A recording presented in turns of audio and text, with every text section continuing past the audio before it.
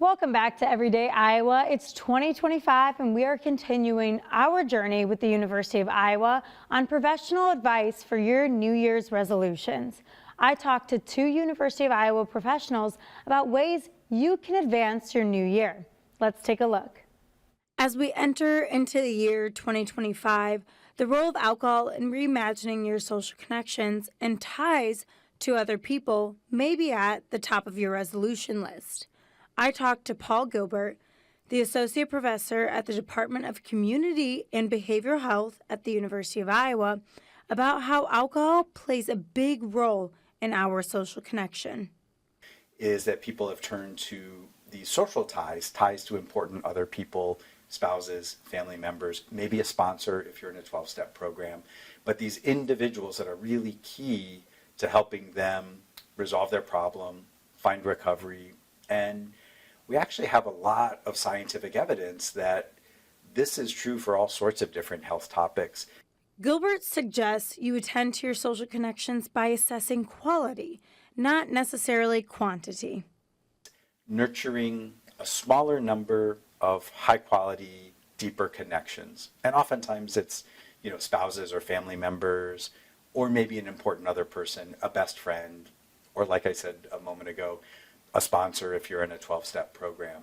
But a small key number of folks that you have a high quality relationship, that depth, the connection. There isn't just one number for the amount of connections one may need.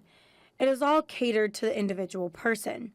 He suggests you get involved, whether that be a function at church, a club, or a sports team.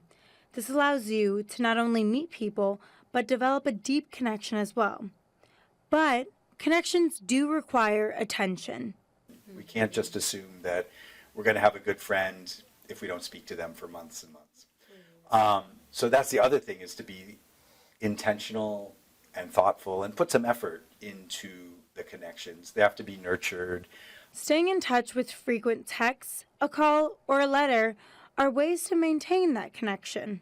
It might even involve some of the mechanisms of social support, the things we do for each other. If we have to lend each other $20 here, give somebody a ride somewhere, give them advice on something. Those are all ways that we contribute to keeping that deep connection going. The same goes with romantic relationships. Carving out the time to check in and support each other is essential. Gilbert suggests to practice reconnectivity, to work it into your everyday life. A lot of people get a new gym membership, or they vow they're going to start going to the gym regularly. Well, don't do it alone. Go to a class. That's, again, that shared common interest. You're there for a purpose. It makes it easier to meet people and connect over your exercise class. Dive deep into your connections this year, whether that be with family or friends. With Everyday Iowa, I'm Anna Miller. Conflict in the office and out of it can be a difficult burden to take on. I talked to Corey Pass, Assistant Ombudsperson for the University of Iowa, about conflict in life and the different resources provided to people, especially at the University of Iowa.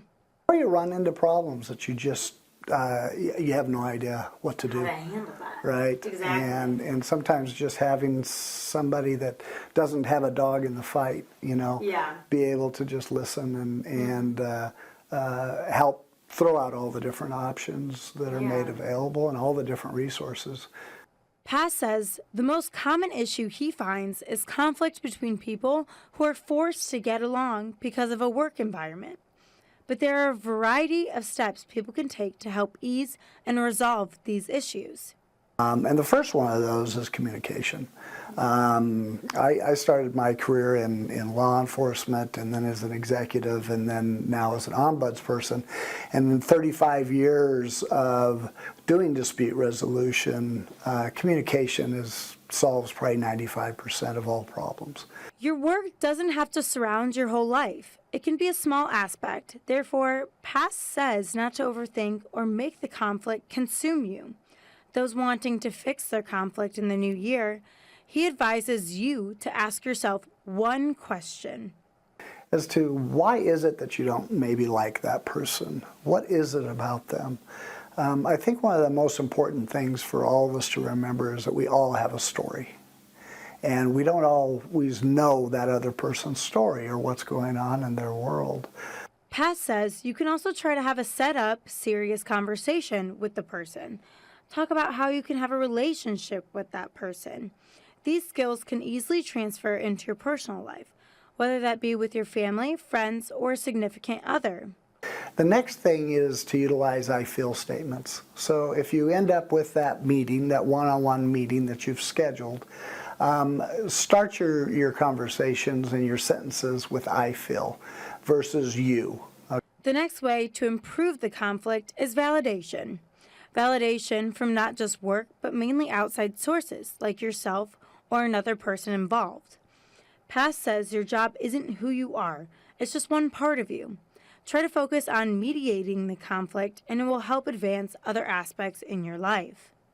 Culture is we have a responsibility to find the right culture for you.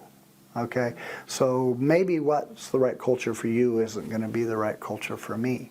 And it's so important that you have the ability to be able to contribute. It's a two-way street. Paz says if you don't have culture, it can be a tough situation for you and the organization. With Everyday Iowa, I'm Anna Miller.